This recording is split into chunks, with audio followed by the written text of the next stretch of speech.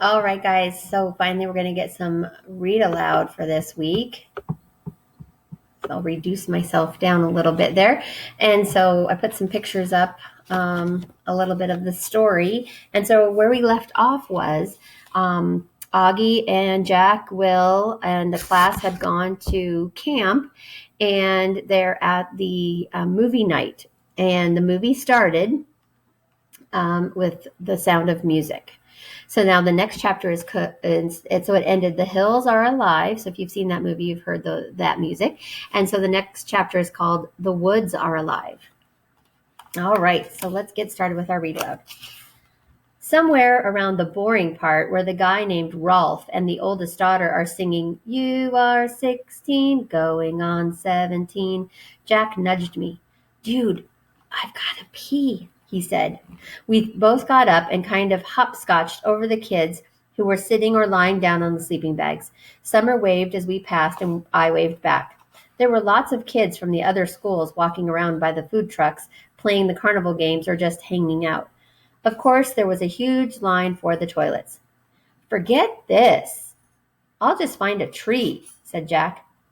"That's gross, Jack. Let's just wait," I answered. But he headed off to the row of trees at the edge of the field, which was past the orange cones that we were specifically told not to go past. And of course, I followed him. And of course, we didn't have our flashlights because we forgot to bring them. It was so dark now we literally couldn't see 10 steps ahead of us as we walked toward the woods. Luckily, the movie gave off some light, so when we saw a flashlight coming toward us out of the woods, we knew immediately that it was Henry, Miles, and Amos. I guess they hadn't wanted to wait online to use the toilets either. Miles and Henry were still not talking to Jack, but Amos had let go of the war a while ago, and he nodded hello to us as they passed by. "Be careful of the bears," shouted Henry, and he and Miles laughed as they walked by. Amos shook his head at us like, "Don't pay attention to them." Jack and I walked a little farther until we were just inside the woods. Then Jack hunted around for the perfect tree and finally did his business, though it felt like he was taking forever. The woods were loud with strange sounds and chirps and croaks, like a wall of noise coming out of the trees. Then we started hearing loud snaps not far from us, almost like cap gun pops that definitely weren't insect noises. And far away, like in another world, we could hear raindrops on roses and whiskers on kittens. "Ah, that's much better," said Jack, zipping up. "Now I have to go," I said, which I did on the nearest tree. No way was I going farther in like Jack did. "Do you smell that?" "Like firecrackers," he said, coming over to me. "Oh yeah, that's what that is," I answered, zipping up. "Weird. Let's go." The next chapter is called Alien. We headed back the way we came, in the direction of the giant screen. That's when we walked straight into a group of kids we didn't know. They'd just come out of the woods, doing stuff I'm sure they didn't want their teachers to know about. I could smell the smoke now, the smell of both firecrackers and maybe cigarettes. They pointed a flashlight at us. There were 6 of them, 4 boys and 2 girls. They looked like they were in the 7th grade. "What school are you from?" one of the boys called out. "Beecher Prep," Jack started to answer when all of a sudden one of the girls started screaming. "Oh my gosh!" she shrieked, holding her hand over her eyes like she was crying. I figured maybe a huge bug had just flown into her face or something. "No way!" one of the boys cried out, and he started flicking his hand in the air like he'd just touched something hot, and then he covered his mouth. "No way, man! No way!" All of them started half laughing and half covering their eyes now, pushing each other and cursing loudly. "What is that?" said the kid who was pointing the flashlight at us, and it was only then that I realized that the flashlight was pointed right at my face, and what they were talking about and what they were screaming about was me. "Let's get out of here," said Jack to me quietly, and he pulled me by my sweatshirt sleeve and started walking away from them. "Wait, wait, wait," yelled the guy with the flashlight, cutting us off. He pointed the flashlight right in my face again, and now he was only about 5 feet away. Oh, man, he said, shaking his head, his mouth wide open. "What happened to your face?" "Stop it, Eddie," said one of the girls. I didn't know we were watching Lord of the Rings tonight, he said. Look, guys, it's Gollum. This made his friends hysterical. Again, we tried to walk away from them, and again the kid named Eddie cut us off. He was at least a head taller than Jack, who was about a head taller than me, so the guy looked huge to me. No, man, it's aliens, said one of the other kids. No, no, no, man, it's an orc, laughed Eddie, pointing the flashlight in my face again. This time he was right in front of us. Leave him alone, okay? Said Jack, pushing the hand holding the flashlight away. Make me, answered Eddie, pointing the flashlight in Jack's face now. What's your problem, dude? Said Jack. Your boyfriend's my problem. Jack, let's just go, I said, pulling him by the arm. Oh man, it talks, screamed Eddie, shining the flashlight in my face again. Then one of the other guys threw a firecracker at our feet. Jack tried to push past Eddie, but Eddie shoved his hands into Jack's shoulders and pushed him hard, which made Jack fall backward. Eddie, screamed one of the girls. Look, I said, stepping in front of Jack and holding my hands up in the air like a traffic cop, we're a lot smaller than you guys. Are you talking to me, Freddy Krueger? I don't think you want to mess with me, you ugly freak, said Eddie. And this was the point where I knew I should run away as fast as I could, but Jack was still on the ground and I wasn't about to leave him. Yo, dude, said a new voice behind us. What's up, man? Eddie spun around and pointed his flashlight toward the voice. For a second, I couldn't believe who it was. Leave them alone, dude, said Amos, with Miles and Henry right behind him. Says who? Said one of the guys with Eddie. Just leave them alone, dude, Amos repeated calmly. Are you a freak too? Said Eddie. They're all a bunch of freaks, said one of his friends. Amos didn't answer them, but looked at us. Come on, guys, let's go. Mr. Tushman's waiting for us. I knew that was a lie, but I helped Jack get up, and we started walking over to Amos. Then, out of the blue, the Eddie guy grabbed my hood as I passed by him, yanking it really hard so I was pulled backward and I fell flat on my back. It was a hard fall, and I hurt my elbow pretty bad on a rock. I couldn't really see what happened afterward, except that Amos rammed into the Eddie guy like a monster truck, and they both fell down to the ground next to me. Everything got really crazy after that. Someone pulled me up by my sleeve and yelled, "Run!" And someone else screamed, "Get him!" at the same time. And for a few seconds, I actually had two people pulling the sleeves of my sweatshirt in opposite directions. I heard them both cursing until my sweatshirt ripped, and the first guy yanked me by my arm and started pulling me behind him as we ran, which I did as fast as I could. I could hear footsteps just behind us, chasing us, and voices shouting and girls screaming. But it was so dark I didn't know whose voices they were, only that everything felt like that we were underwater. We were running like crazy, and it was pitch black, and whenever I started to slow down, the guy pulling me by the arm yelled, "Don't stop!" Voices in the dark. Finally, after what seemed like forever of running, someone yelled, "I think we lost them." "Amos?" "I'm right here," said Amos's voice a few feet behind us. "We can stop," Miles yelled from farther up. "Jack!" I yelled. "Whoa," said Jack. "I'm here." "I can't see a thing." "Are you sure we lost them?" Henry asked, letting go of my arm. That's when I realized that he'd been the one who was pulling me as we ran. "Yeah. Shh. Let's listen." We all got super quiet, listening for footsteps in the dark. All we could hear were the crickets and frogs and our own crazy panting. We were out of breath, stomachs hurting, bodies bent over our knees. "We lost them," said Henry. "Whoa, that was intense. What happened to the flashlight?" "I dropped it." "How did you guys know?" said Jack. "We saw them before. They look like jerks." "You just rammed into them," I said to Amos. "I know, right?" laughed Amos. "He didn't even see it coming," said Miles. "He was like, 'Are you a freak too?' And you were like, 'Bam,' said Jack. 'Bam,' said Amos, throwing a fake punch in the air. But after I tackled him, I was like, 'Run, Amos, you schmuck. He's 10 times bigger than you.' And I got up and started running as fast as I could.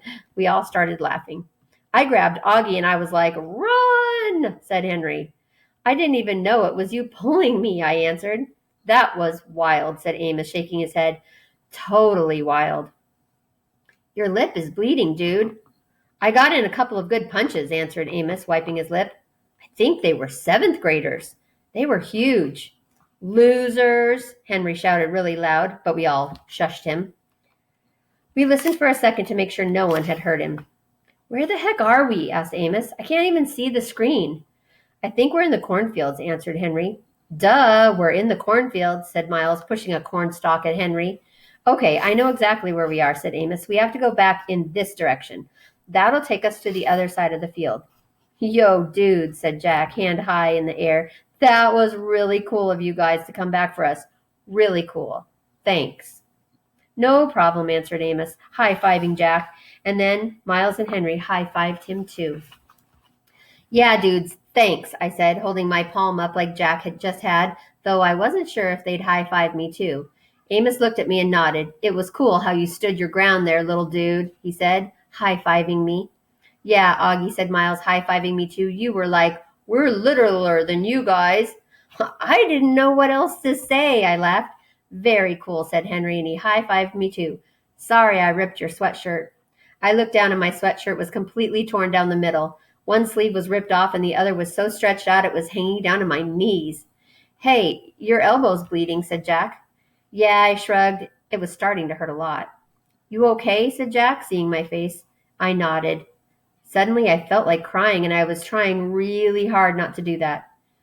Wait, your hearing aids are gone, said Jack. What? I yelled. Sorry about that. Okay. Wait, your hearing aids are gone, said Jack. What? I yelled, touching my ears. The hearing aid band was definitely gone. That's why I felt like I was underwater. Oh no, I said. And that's when I couldn't hold it in anymore. Everything that had just happened kind of hit me and I couldn't help it. I started to cry, like big crying, what Mom would call the waterworks. I was so embarrassed I hid my face in my arm, but I couldn't stop the tears from coming. The guys were really nice to me, though. They patted me on the back. You're okay, dude. It's okay, they said. You're one brave little dude, you know that? Said Amos, putting his arm around my shoulders. And when I kept on crying, he put both his arms around me like my dad would have done and let me cry. The Emperor's Guard. We backtracked through the grass for a good 10 minutes to see if we could find my hearing aids, but it was way too dark to see anything. We literally had to hold on to each other's shirts and walk in single file so we wouldn't trip over one another. It was like black ink had been poured all around. This is hopeless, said Henry. They could be anywhere. Maybe we can come back with a flashlight, answered Amos. No, it's okay, I said. Let's just go back. Thanks, though. We walked back toward the cornfields and then cut through them until the back of the giant screen came into view. Since it was facing away from us, we didn't get any light from the screen at all until we walked around to the edge of the woods again. That's where we finally started seeing a little light. There was no sign of the seventh graders anywhere. Where do you think they went? Said Jack. Back to the food truck, said Amos. They're probably thinking we're going to report them. Are we? Asked Henry. They looked at me. I shook my head.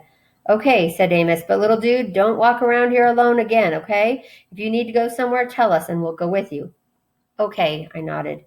As we got closer to the screen, I could hear high on a hill was a lonely goat herd, and I could smell the cotton candy from one of the concession trucks nearby. There were lots of kids milling around in this area, so I pulled what was left of my hoodie over my head and kept my face down, hands in my pockets, as we made our way through the crowd.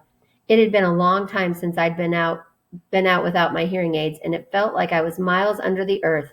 It felt like that song Miranda used to sing to me. Ground control to Major Tom, your circuit's dead. There's something wrong. I did notice as I walked that Amos had stayed right next to me, and Jack was close on the other side of me, and Miles was in front of us, and Henry was in back of us. They were surrounding me as we walked through the crowds of kids, like I had my own Emperor's Guard. Sleep. Then they came out of the narrow valley, and at once she saw the reason. There stood Peter and Edmund and all the rest of Aslan's army, fighting desperately against the crowd of horrible creatures whom she had seen last night. Only now, in the daylight, they looked even stranger and more evil and more deformed. I stopped there. I'd been reading for over an hour, and sleep still didn't come. It was almost 2 a.m. Everyone else was asleep. I had my flashlight on under the sleeping bag, and maybe the light was why I couldn't sleep, but I was too afraid to turn it off. I was afraid of how dark it was outside the sleeping bag. When we got back to our section in front of the movie screen, no one had even noticed we'd been gone. Mr. Tushman and Ms. Rubin and Summer and all the rest of the kids were just watching the movie. They had no clue how something bad had had almost happened to me and Jack. It's so weird how that can be, how you could have a night that's the worst in your life, but to everybody else it's just an ordinary night. Like on my calendar at home, I would mark this as being one of the most horrific days of my life. This and the day Daisy died. But for the rest of the world, this was just an ordinary day. Or maybe it was even a good day. Maybe somebody won the lottery today. Amos, Miles, and Henry brought me and Jack over to where we'd been sitting before with Summer and Maya and Reed. And then they went and sat where they had been sitting before with Zamina and Savannah and their group. In a way, everything was exactly as we had left it before we went looking for the toilets. The sky was the same, the movie was the same, everyone's faces were the same. Mine was the same. But something was different. Something had changed. I could see Amos and Miles and Henry telling their group what had just happened. I knew they were talking about it because they kept looking over at me while they were talking. Even though the movie was still playing, people were whispering about it in the dark. News like that spreads fast. It was what everyone was talking about on the bus ride back to the cabins. All the girls, even girls I didn't know very well, were asking me if I was okay. The boys were all talking about getting revenge on the group of 7th grade jerks, trying to figure out what school they were from. I wasn't planning on telling the teachers about any of what had happened, but they found out anyway. Maybe it was the torn sweatshirt and the bloody elbow, or maybe it's just that teachers hear everything. When we got back to the camp, Mr. Tushman took me to the first aid office, and while I was getting my elbow cleaned and bandaged up by the camp nurse, Mr. Tushman and the camp director were in the next room talking with Amos and Jack and Miles and Henry, trying to get a description of the troublemakers. When he asked me about them a little later, I said I couldn't remember their faces at all, which wasn't true. It's their faces I kept seeing every time I closed my eyes to sleep. The look of total horror on the girl's face when she first saw me, the way the kid with the flashlight, Eddie, looked at me as he talked to me, like he hated me, like a lamb to slaughter. I remember Dad saying that ages ago, but tonight I think I finally got what it means. Aftermath. Mom was waiting for me in front of the school along with all of the other parents when the bus arrived. Mr. Tushman told me on the bus ride home that they had called my parents to tell them there had been a situation the night before, but that everyone was fine. He said the camp director and several of the counselors went looking for the hearing aid in the morning while we all went swimming in the lake, but they couldn't find it anywhere. Brora would reimburse us the cost of the hearing aids, he said. They felt bad about what had happened. I wondered if Eddie had taken my hearing aids with him as kind of a souvenir, something to remember the orc. Mom gave me a tight hug when I got off the bus, but she didn't slam me with questions like I thought she might. Her hug felt good, and I didn't shake it off like some of the other kids were doing to their parents' hugs. The bus driver started unloading our duffel bags, and I went to find mine while Mom talked to Mr. Tushman and Ms. Rubin, who had walked over to her. As I rolled my bag toward her, a lot of kids who don't usually say anything to me were nodding hello or patting my back as I walked by them. "Ready?" Mom said when she saw me. She took my duffel bag, and I didn't even try to hold on to it. I was fine with her carrying it. If she had wanted to carry me on her shoulders, I would have been fine with that too, to be truthful. As we started to walk away, Mr. Tushman gave me a quick, tight hug, but didn't say anything. All right, we'll finish this chapter and we'll stop. Home. Mom and I didn't talk much the whole walk home, and when we got to the front stoop, I automatically looked in the front bay window because I forgot for a second that Daisy wasn't going to be there, like always, perched on the sofa with her front paws on the windowsill, waiting for us to come home. It made me kind of sad when we walked inside. As soon as we did, Mom dropped my duffel bag and wrapped her arms around me and kissed me on my head and on my face like she was breathing me in. "It's okay, Mom. I'm fine," I said, smiling. She nodded and took my face in her hands. Her eyes were shiny. "I know you are," she said. "I missed you so much, Auggie." "I missed you too." I could tell she wanted to say a lot of things, but she was stopping herself. "Are you hungry?" she asked. "Starving. Can I have a grilled cheese?" "Of course," she answered, and immediately started to make the sandwich while I took my jacket off and sat down at the kitchen counter. "Where's Via?" I asked. "She's coming home with Dad today." "Boy, did she miss you, Auggie," said Mom. "Yeah? She would have liked the nature reserve. You know what movie they played? The Sound of Music. You'll have to tell her that." "So, do you want to hear about the bad part?" or the good part first? I asked after a few minutes, leaning my head on my hand. Whatever you want to talk about, she answered. Well, except for last night, I had an awesome time, I said. I mean, it was just awesome. That's why I'm so bummed. I feel like they ruined the whole trip for me. No, sweetie, don't let them do that to you. You were there for more than 48 hours, and that awful part lasted 1 hour. Don't let them take that away from you, okay? I know, I nodded. Did Mr. Tushman tell you about the hearing aids? Yes, he called us this morning. Was Dad mad because they're so expensive? Oh my gosh, of course not, Augie. He just wanted to know that you were all right. That's all that matters to us, and that you don't let those thugs ruin your trip. I kind of laughed at the way she said the word thugs. What? She asked. Thugs? I teased her. That's kind of an old-fashioned word. Okay, jerks, morons, imbeciles, she said, flipping over the sandwich in the pan. Cretinos, as my mother would have said. Whatever you want to call them. If I saw them on the street, I would... She shook her head. They were pretty big, Mom. I smiled. Seventh graders, I think. She shook her head. Seventh graders? Mr. Tushman didn't tell us that. Oh, my goodness. Did he tell you how Jack stood up for me? I said. And Amos was like, bam! He rammed right into the leader. They both crashed to the ground like a real fight. It was pretty awesome. Amos's lip was bleeding and everything. He told us there was a fight, but, she said, looking at me with her eyebrows raised, I'm just so grateful you and Amos and Jack are fine. When I think about what could have happened, she trailed off, flipping the grilled cheese again. My Montauk hoodie got totally shredded. Well, that can be replaced, she answered. She lifted the grilled cheese onto a plate and put the plate in front of me on the counter. Milk or white grape juice? Chocolate milk, please. I started devouring the sandwich. Oh, can you do it that special way you make it with the froth? How did you and Jack end up at the edge of the woods in the first place? She said, pouring the milk into a tall glass. Jack had to go to the bathroom, I answered, my mouth full. As I was talking, she spooned in the chocolate powder and started rolling a small whisk between her palms really fast. But there was a huge line, and he didn't want to wait, so we went toward the woods to pee. She looked at me while she was whisking.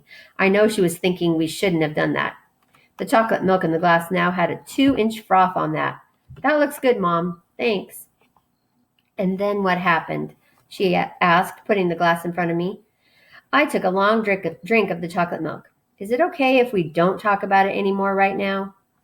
Oh, okay. I promise I'll tell you all about it later when Dad and Via come home. I'll tell you every detail. I just don't want to have to tell the whole story over and over, you know? Absolutely. I finished my sandwich in 2 more bites and gulped down the chocolate milk. Wow, you practically inhaled that sandwich. Do you want another one? She said. I shook my head and wiped my mouth with the back of my hand. Mom, am I always going to have to worry about jerks like that? I asked. Like, when I grow up, is it always going to be like this? She didn't answer right away, but took my plate and glass and put them in the sink and rinsed them with water. There are always going to be jerks in the world, Augie, she said, looking at me. But I really believe, and Daddy really believes, that there are more good people on this earth than bad people. And the good people watch out for each other and take care of each other, just like Jack was there for you, and Amos, and those other kids. Oh yeah, Miles and Henry, I answered. They were awesome too. It's weird because Miles and Henry haven't even really been very nice to me at all during the year. Sometimes people surprise us, she said, rubbing the top of my head. I guess. Want another glass of chocolate milk? No, I'm good, I said. Thanks, Mom. Actually, I'm kind of tired. I didn't sleep too good last night. Well, you should take a nap. Thanks for leaving me Babu, by the way. You got my note? I asked. She smiled. I slept with him both nights. She was about to say something else when her cell phone rang and she answered. She started beaming as she listened. Oh my goodness. Really? What kind? She said excitedly. Yep, he's right here. He was about to take a nap. Want to say hi? Oh, okay. See you in 2 minutes. She clicked it off. That was Daddy, she said excitedly. He and Via are just down the block. He's not at work? I asked. He left early because he couldn't wait to see you. He said, so don't take a nap quite yet. 5 seconds later, Dad and Via came through the door. I ran into Dad's arms and he picked me up and spun me around and kissed me. He didn't let me go for a full minute until I said, "Dad, it's okay." And then it was Via's turn, and she kissed me all over like she used to when I was little. It wasn't until she stopped that I noticed the big white cardboard box that she had brought with him. "What is that?" I said. "Open it," said Dad, smiling, and he and Mom looked at each other like they knew a secret. "Come on, Augie," said Via. I opened the box. Inside was the cutest little puppy I've ever seen in my life. It was black and furry with pointy little snout and bright black eyes and small ears that flopped down. All right, let me see. How much do we have left in this section? Maybe we'll read just this one about the dog. Bear. We called the puppy Bear because when Mom first saw him, she said he looked just like a little bear cub. I said, "That's what we should call him," and everyone agreed that that was the perfect name. I took the next day off from school, not because my elbow was hurting me, which it was, but so I could play with Bear all day long. Mom let Via stay home from school too, so the two of us took turns cuddling with Bear and playing tug of war with him. We had kept all of Daisy's old toys, and we brought them out now to see which ones he liked best. It was fun hanging out with Via all day, just the two of us. It was like old times, like before I started going to school. Back then, I couldn't wait for her to come home from school so she could play with me before starting her homework. Now that we're older, though, and I'm going to school and have friends of my own that I hang out with, we never do that anymore. So it was nice hanging out with her, laughing and playing. I think she liked it too. All right. So I will read a little bit more tomorrow. I'm glad that I got some reading done. I hope you're enjoying it still. We're almost finished with our book. In fact, let's see, I think we're 30 pages away. And we'll be ending our book. And then we'll have to talk about how we're going to do our movie. All right, guys. Have a great day today.